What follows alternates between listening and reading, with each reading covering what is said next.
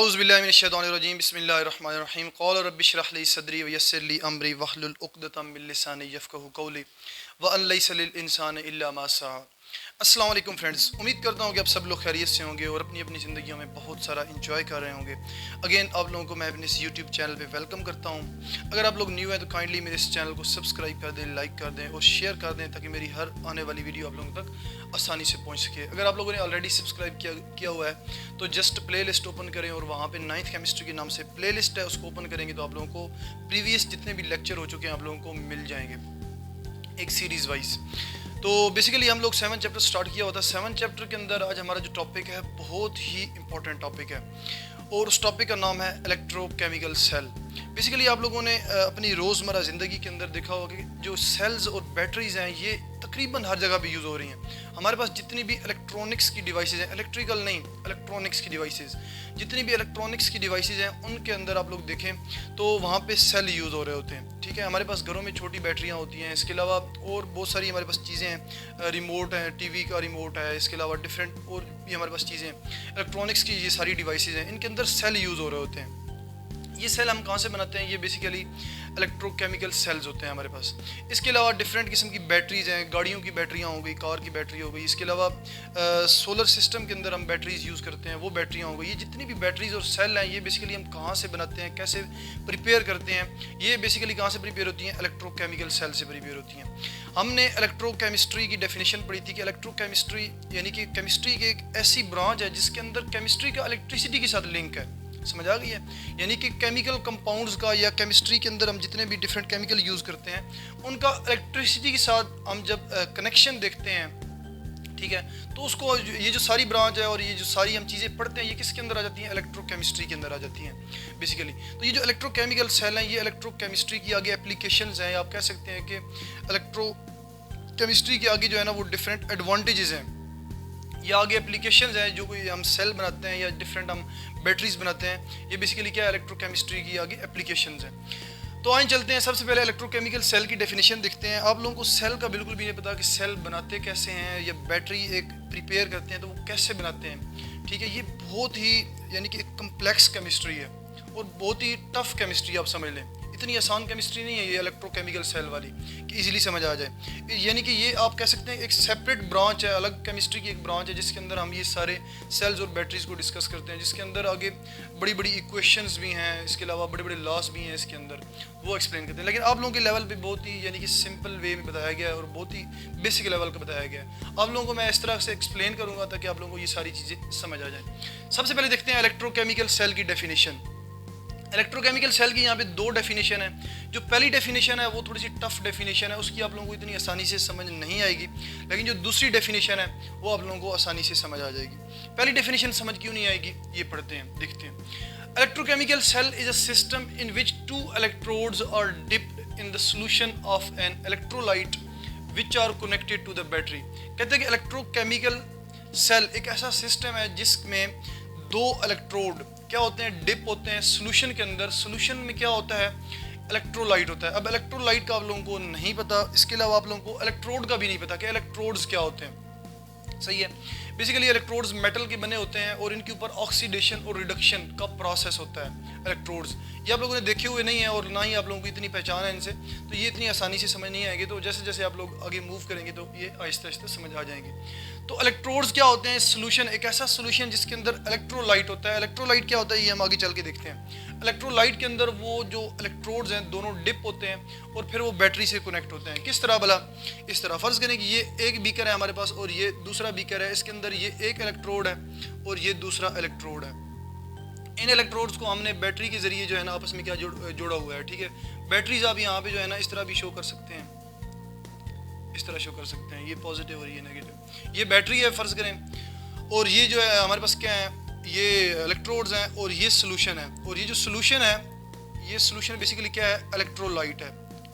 Electrolyte के अलावा कोई और सोल्यूशन नहीं हो सकता। इलेक्ट्रोलाइट्स क्या होते हैं वो हम आगे चल के डिटेल में डिस्कस करते हैं। तो ये पहली डेफिनेशन के अकॉर्डिंग अब ये पूरा क्या है? एक सेल है, इलेक्ट्रोकेमिकल सेल जिसे हम बोलते हैं। तो ये एक सेल की डेफिनेशन है इसकी।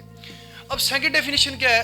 N energy storage device in which either a chemical reaction takes place by using electric current और chemical reaction produces electric current electrical conductance is called electrochemical cell.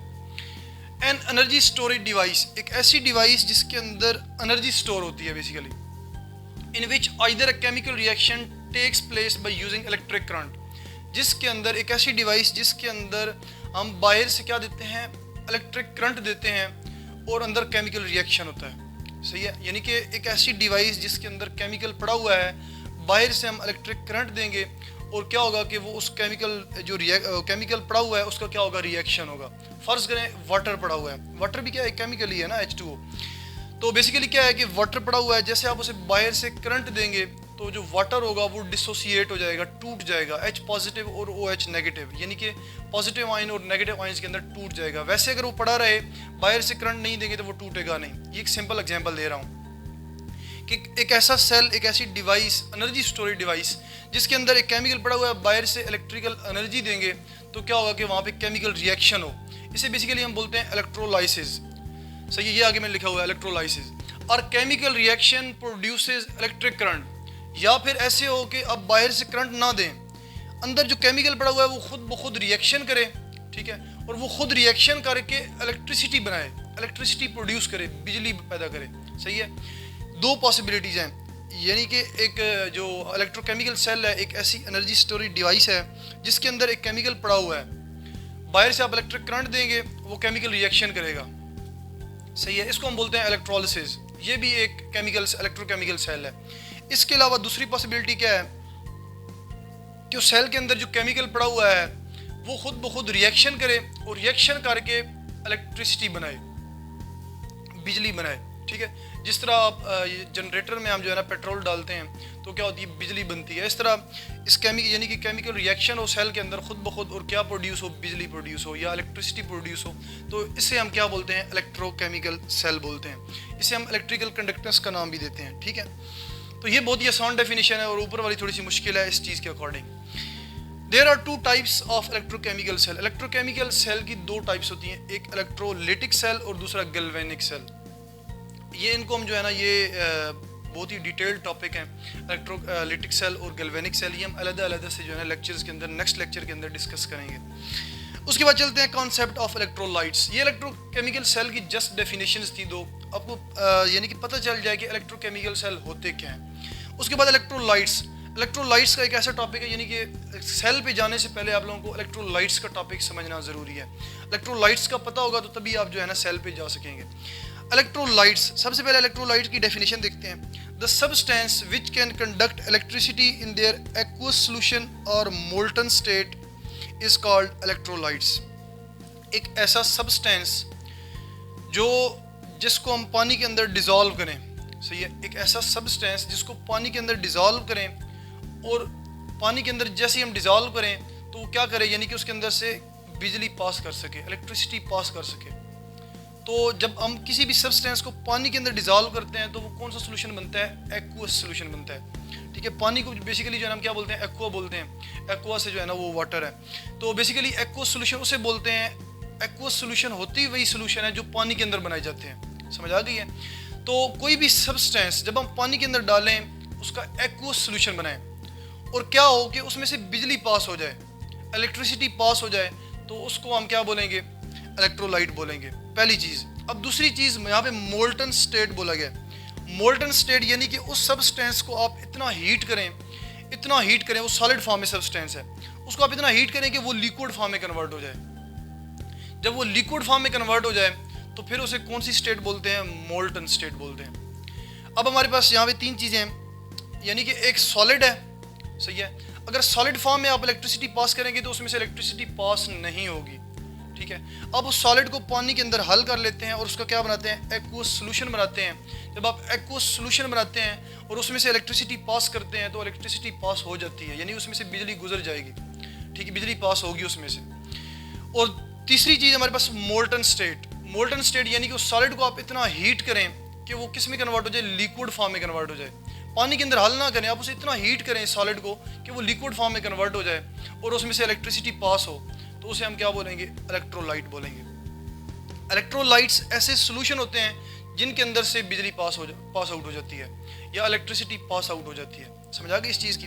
ये डेफिनेशन अगेन देखते हैं, the substance which can conduct electricity, यानी जिसमें से electricity pass हो जाए इन their aqueous solution, उस सब्सटेंस के एक्वस सोल्यूशन में से, या फिर उस सब्सटेंस की मोल्टन स्टेट में से, और molten state is called electrolyte. For example salt solution, acid, basis etcetera. हमारे पास जो सॉल्ट सोल्यूशन होते हैं, NaCl एक सॉल्ट है, सोडियम क्लोराइड, बिल्कुल सादा सी एग्जांपल है। अगर आप सोडियम क्लोराइड का एक पत्थर लें, आपको पता है कि सोडियम क्लोराइड पत्थर की फॉर्म में होता है, जो पहाड़ों से हम निकालते हैं ना, वो पत्थर की फॉर्म में होता है। अगर आप उसमें से इलेक्ट्रिसिटी पास करें तो उसमें से इलेक्ट्रिसिटी पास आउट नहीं होगी, सही है, यानी कि बिजली की तार आप उसके साथ कनेक्ट करें तो उसमें से बिजली पास आउट नहीं होगी। अब दूसरी साइड पे बेशक हाथ रखें तो आपको बिजली नहीं लगेगी। उसका यही रीज़न है, उसका यही वजह है कि उसमें से इलेक्ट्रिसिटी पास आउट नहीं होगी। हाँ, उस नमक को आप क्या करें कि पाउडर फॉर्म में कन्वर्ट कर लें, या जो हम घरों में इस्तेमाल करते हैं, और इसको क्या करते हैं, जब हम पानी के अंदर डिज़ोल्व करते हैं, पानी के अंदर हल करते हैं, इसको मिक्स करते हैं। मिक्स करने के बाद ये जो NaCl है, ये किसके अंदर कन्वर्ट हो जाता है, Na पॉजिटिव के अंदर, और साथ में Cl नेगेटिव के अंदर। ये Na पॉजिटिव और Cl नेगेटिव उसके अंदर क्या बन जाते हैं, आयंस बन जाते हैं। ठीक है, जब आयंस बन जाएंगे फिर क्या होगी, इलेक्ट्रिसिटी पास आउट हो जाएगी वहाँ से। तो यहाँ पे क्या है कि सॉल्ट सोल्यूशन जितने भी हैं, NaCl हो गए, KBr हो गए, इस तरह के जितने भी सॉल्ट हैं, जब आप सॉल्ट के सोल्यूशंस बनाएंगे, वहाँ पे आयंस बनेंगे पानी के अंदर, तो फिर क्या होगा कि उनमें से इलेक्ट्रिसिटी पास आउट हो जाएगी। आगे एसिड एंड बेसिस, एसिड और बेसिस भी जो है ना, ये भी हमारे क्या होती हैं कि ये डिसोसिएट हो जाती हैं, आयंस के अंदर कन्वर्ट हो जाते हैं। जैसे आप वाटर के अंदर डालेंगे एसिड को और बेस को, तो ये किसके अंदर कन्वर्ट हो जाएंगे, आयंस के अंदर कन्वर्ट होंगे और इलेक्ट्रिसिटी पास आउट होगी। अब एक और चीज़ है यहाँ पे, अब आपको पता है कि जो इलेक्ट्रिसिटी है बेसिकली वो है क्या चीज़, इलेक्ट्रिसिटी फ्लो ऑफ इलेक्ट्रॉन है, सिंपल। यानी कि जब भी इलेक्ट्रॉन फ्लो करेगा, एक इलेक्ट्रॉन है, फर्ज करें वो यहाँ पे एक जगह पड़ा हुआ है, ये इलेक्ट्रॉन है, ये एक जगह पड़ा हुआ है, तो इसके गिर्द इलेक्ट्रिकल चार्ज होगा, ठीक है। तो जैसे ही ये मूव करेगा आगे, ऐसे ये मूव करना शुरू कर देगा तो ये बिजली बन जाएगी, इसको हम इलेक्ट्रिसिटी बोलेंगे, सही है। अब होता क्या है, होता ये है कि जो इलेक्ट्रिसिटी होती है वो फ्लो ऑफ इलेक्ट्रॉन्स की वजह से होती है, ठीक है, या फिर फ्लो ऑफ आयंस की वजह से होती है। बेसिकली आयंस वही होता है ना जिसके ऊपर नेगेटिव चार्ज हो या पॉजिटिव चार्ज हो, वही आयंस होते हैं। तो क्या है कि जो इलेक्ट्रिसिटी है वो जस्ट फ्लो ऑफ इलेक्ट्रॉन्स की वजह से है या फ्लो ऑफ आयंस की वजह से है। तो पानी के अंदर जैसे ही आप ये सब्सटेंस हल करते हैं, पहले ये सब्सटेंस सॉलिड फॉर्म में जब होता है तो वहाँ पे क्या होता है कि ये जो सोडियम और क्लोराइड है ये आपस में बॉन्डेड होते हैं स्ट्रांगली, ये टूटे अलग अलग नहीं होते वहाँ पे, ठीक है ना। तो वहाँ से इलेक्ट्रिसिटी पास आउट नहीं होती। लेकिन जैसे ही आप पानी के अंदर हल करते हैं तो ये आयंस अलग अलग हो जाते हैं, सोडियम आयन अलग हो जाता है और क्लोराइड आयन अलग हो जाता है। तो इस वजह से जो है ना कि आयंस बन जाते हैं। जब भी आयन फॉर्मेशन होगी तो क्या होगा, वहाँ पे इलेक्ट्रिसिटी पास आउट हो जाएगी। अब आगे चलते हैं, ये बहुत ही डिटेल में आप लोगों को जो है ना समझाने जा रहा हूँ ताकि आप लोगों को इसकी सही समझ आ जाए। आगे चलते हैं, टाइप्स ऑफ इलेक्ट्रोलाइट्स। इलेक्ट्रोलाइट्स की कितनी टाइप्स हैं वो हम देखते हैं। सबसे पहली इलेक्ट्रोलाइट्स की टाइप है स्ट्रॉन्ग इलेक्ट्रोलाइट्स। स्ट्रॉन्ग इलेक्ट्रोलाइट्स का मतलब क्या है कि एक ऐसे यानी कि इलेक्ट्रोलाइट्स या ऐसे सोल्यूशन जिनके अंदर आयंस बहुत ज़्यादा हों, बहुत ज़्यादा आयंस बने, या जैसे एक ऐसा सब्सटेंस, सॉलिड सब्सटेंस, जैसे आप उसको वाटर के अंदर हल करेंगे तो वो कम्प्लीटली सारा हल हो जाएगा, उसका कोई मालिक्यूल यानी कि ऐसा नहीं होगा जो सॉलिड फॉर्म में रहेगा, सारे यानी जितने भी मालिक्यूल होंगे उसके आयंस के अंदर कन्वर्ट हो जाएंगे। समझ आ गई है, कोई भी उसका मालिक्यूल नहीं बचेगा। तो इसका मतलब क्या हुआ कि बहुत ज़्यादा वहाँ पे आयंस बनेंगे। जब बहुत ज़्यादा आयंस बनेंगे तो जैसे ही आप इलेक्ट्रिसिटी पास करेंगे ना उसमें से, तो फ़ौरन इलेक्ट्रिसिटी पास आउट हो जाएगी उसके अंदर से, नैनो सेकंड के अंदर। तो वो क्या होंगे, उनको हम स्ट्रॉन्ग इलेक्ट्रोलाइट्स बोलते हैं, यानी कि जिनके अंदर से इलेक्ट्रिसिटी बहुत जल्दी पास कर जाए, ऐसे solutions. Strong electrolytes, the electrolytes which completely ionize in their aqueous solution and produce more ions are called strong electrolytes. यहाँ पे आप लिख सकते हैं सब्सटेंस भी लिख सकते हैं, द सब्सटेंस, बेसिकली यहाँ पे वर्ड है सब्सटेंस का, यानी कि कोई ऐसा केमिकल या कोई ऐसा सब्सटेंस जो क्या हो, जो कम्प्लीटली आयोनाइज हो जाए एक्वस सॉल्यूशन के अंदर। जब हम उसको पानी के अंदर डिजोल्व करें वो कम्प्लीटली हल हो जाए and produce more ions are called strong electrolytes. For example sodium hydroxide है, NaCl है, H2SO4 है एंड HCl सॉल्यूशन है। ये ज़रूरी नहीं है कि हमारे पास सॉलिड ही हो, बेसिकली वो हमारे पास लिक्विड भी हो सकता है, ठीक है ना। उस लिक्विड को आप वाटर के अंदर डिजोल्व करें तो वहाँ पे आयंस बन सकते हैं, ये भी हो सकता है हमारे पास। तो हमारे पास जो NaCl है, ये NaOH है, H2SO4 है, अभी सल्फ्यूरिक एसिड है, प्योर सल्फ्यूरिक एसिड। अब जैसे ही इसको पानी के अंदर हल करेंगे तो वहाँ पे इसके क्या बन जाएंगे, आयंस बन जाएंगे सल्फ्यूरिक एसिड के और HCl के। तो क्या होगा कि वहाँ पे जो है ना फिर इलेक्ट्रिसिटी पास आउट हो जाएगी। अब H2SO4 के आयंस कौन से बनेंगे? H पॉजिटिव और SO4 नेगेटिव, यानी कि हाइड्रोजन आयन और सल्फेट आयन प्रोड्यूस होंगे वहाँ पे। इसके अलावा NaCl है, वहाँ पे सोडियम पॉजिटिव और Cl नेगेटिव आयंस प्रोड्यूस होंगे। NaOH है तो वहाँ पे Na पॉजिटिव और OH नेगेटिव आयंस प्रोड्यूस होंगे। HCl है तो H पॉजिटिव और Cl नेगेटिव आयंस प्रोड्यूस होंगे।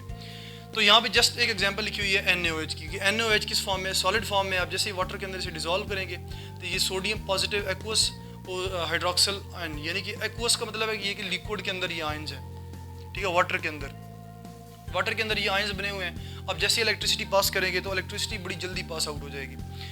अच्छा, यहाँ पे देखें स्ट्रॉन्ग इलेक्ट्रोलाइट्स में आप लोगों को ऑलरेडी बता चुका हूँ कि ऐसे सब्सटेंसेस होते हैं जो कम्प्लीटली वाटर के अंदर आयनाइज हो जाते हैं, यानी कि बहुत ज़्यादा आयंस देते हैं वो।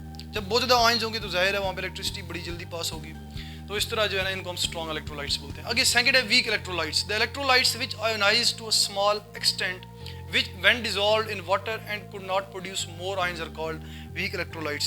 weak electrolytes strong electrolytes क्या है? अपोजिट है, यानी कि ऐसे सब्सटेंसेस भी होते हैं जब आप उनको वाटर के अंदर डिजोल्व करते हैं तो उनमें से फ़र्ज़ करें अगर 100 मालिक्यूल हैं एक सब्सटेंस के, ये जनरल एग्जांपल दे रहा हूँ, 100 मालिक्यूल है तो उसमें से 5 डिजोल्व हो जाएंगे, 5 आयंस दे देंगे, बाकी हल नहीं होंगे, बाकी जो 95 होंगे उनके आयंस नहीं बनेंगे। ये भी हो सकता है कि उनमें से 10 मालिक्यूल 100 में से जो है ना वो 10 मालिक्यूल क्या हों, आयनाइज हो जाएं और बाकी जो 90 मालिक्यूल वो आयनाइज ना हों, ये भी हो सकता है। तो इस तरह के सब्सटेंसेस भी होते हैं, ठीक है। तो इनको फिर हम क्या बोलते हैं? वीक इलेक्ट्रोलाइट्स बोलते हैं, यानी कि इनके अंदर आयंस कम बनते हैं। जब आयंस कम बनेंगे तो इलेक्ट्रिसिटी आहिस्ता पास होगी इनके अंदर से, तो इनको हम वीक इलेक्ट्रोलाइट्स बोलते हैं। For example acetic acid and calcium hydroxide solution in water. अब ये जो एस्टिक एसिड होता है ये आपको पता है कहाँ पे होता है? ये सिरके के अंदर होता है, ठीक है। ये जो हम सिरका अपनी रोज़मर्रा ग़िज़ाओं में जो है ना वो यूज़ करते हैं, या डिफरेंट पिकल्स के अंदर बेसिकली यूज़ होता है ये एस्टिक एसिड CH3COOH। ये एस्टिक एसिड है और ये जो है ना ये एक वीक एसिड होता है। इसको नाम जो है ना वो एसिड दिया, ये एक ऑर्गेनिक एसिड है और ये एक वीक एसिड होता है। क्यों? क्योंकि ये आयोनाइज बहुत कम होता है। अगर आप इसके 100 मालिक्यूल लें, 100 में से 2 से 3 मालिक्यूल इसके आयोनाइज होंगे और बाकी जितने भी हैं वो यानी कि डी आयोनाइज रहेंगे, यानी कि वो टूटेंगे नहीं। आयोनाइज का मतलब बेसिकली टूटना होता है। सेकंड एग्जांपल है calcium hydroxide solution. Calcium hydroxide को अगर आप वाटर के अंदर डिजोल्व करें तो इसकी भी जो है ना वो ये सारे कैल्शियम हाइड्रोक्साइड कम्प्लीटली डिजोल्व नहीं होगा, बल्कि इसके कुछ मालिक्यूल टूटेंगे और बाकी ऐसे ही रहेंगे, यानी कि कैल्शियम +2 और साथ में 2 हाइड्रोक्सल आयन बनेंगे। सही है, अगर कोई मालिक्यूल टूटेगा तो यहाँ पे एस्टिक एसिड है। एस्टिक एसिड क्या है? लिक्विड फॉर्म में है। वाटर है, वाटर भी किस फॉर्म में है? लिक्विड फॉर्म में। जब एस्टिक एसिड को वाटर के अंदर यानी सिरके को पानी के अंदर जब डिजोल्व किया गया तो यहाँ पे CH3COO नेगेटिव बना, यानी कि इसको हम बोलते हैं एसीटेट आयन। ये एसीटेट आयन बने और साथ में ये हाइड्रोनियम आयन बने हैं। ये बेसिकली साथ में आप कह सकते हैं ये H पॉजिटिव है। होता ये है कि यहाँ से जब H पॉजिटिव बनेगा, यहाँ से ये CH3COO नेगेटिव अलग हो जाएगा और यहाँ से H पॉजिटिव जब बनेगा तो ये वाटर के साथ रिएक्शन करके, चूँकि यहाँ पे वाटर भी होगा तो वाटर के साथ रिएक्शन करके ये फिर क्या बना देता है? H3O positive. इसको हम बोलते हैं हाइड्रोनियम आयन बोलते हैं। आप समझ लेंगे ये H पॉजिटिव ही है। तो इस तरह ये अब देखिए यहाँ पे रिवर्सिबल रिएक्शन का साइन शो किया गया, जबकि यहाँ पे इरिवर्सिबल रिएक्शन का साइन शो किया गया। यानी कि ये जब टूट जाता है NaOH तो ये सोडियम पॉजिटिव और हाइड्रोक्सल आयन ये वापस नहीं आते, फिर दोबारा से NaOH उसी सोल्यूशन के अंदर नहीं बना रहे होते। लेकिन यहाँ पे आप देखें, यहाँ पे ये इरिवर्सिबल रिएक्शन का मतलब ये है कि यहाँ पे बेसिकली जब ये CH3COOH टूटेगा यानी कि एसीटेट और हाइड्रोनियम आयन के अंदर, तो यहाँ से एसीटेट आयन दोबारा से H पॉजिटिव लेके वापस भी आ सकता है। दोबारा से एसीटेट सॉरी हमारे पास जो एस्टिक एसिड है इसका मॉलिक्यूल बना सकता है दोबारा भी। तो ये आप देखें, ये जो वापस हमारे पास एरो है यही शो कर रहा है कि ये हमारे पास ये दो आपस में मिलके दोबारा से फिर जो है ना एस्टिक एसिड का मॉलिक्यूल बना सकते हैं। इसका मतलब ये है। तो जब ये दोबारा से वापस आ जाएंगे तो जाहिर है वो आयोनाइज फॉर्म जो होगी वो फिर क्या हो जाएंगे? डी आयोनाइज हो जाएंगे। इस तरह कुछ मॉलिक्यूल आयोनाइज होते रहेंगे, कुछ डी आयोनाइज होते रहेंगे, तो वहाँ पे जो आयन प्रोड्यूस होंगे वो क्या होंगे? कम होंगे। तो इस तरह फिर हम इसको क्या बोलते हैं? वीक इलेक्ट्रोलाइट्स बोलते हैं। अब आगे चलते हैं नॉन इलेक्ट्रोलाइट्स, तीसरी टाइप है। ये बहुत ही डिटेल में मैं आप लोगों को इसलिए समझा रहा हूँ ताकि आप लोगों को इलेक्ट्रोलाइट्स के बारे में जो है ना आप लोगों का कॉन्सेप्ट क्लियर हो कि इलेक्ट्रोलाइट्स होते क्या हैं, ये कैसे जो है ना एक्ट करते हैं। और ये साथ साथ जो बताता चलता हूँ ना, ये आप लोगों को कि ये एस्टिक एसिड है, ये सिरके के अंदर पाया जाता है, ये फलां चीज़ के अंदर होता है। तो आप लोगों को रोज़मर्रा की एग्जाम्पल देता हूँ ताकि आप लोगों को ये ज़हन में रह जाए, ठीक है, आप लोगों को भूले नहीं ये चीज़ें। non electrolytes, the substance which do not ionize in their aqueous solution and do not allow the current to pass through their solutions are called non electrolytes। यानी ऐसे substances जिनको आप जब वाटर के अंदर डिजॉल्व करें, वो वाटर के अंदर डिजॉल्व हो जाएं लेकिन आयंस ना बने।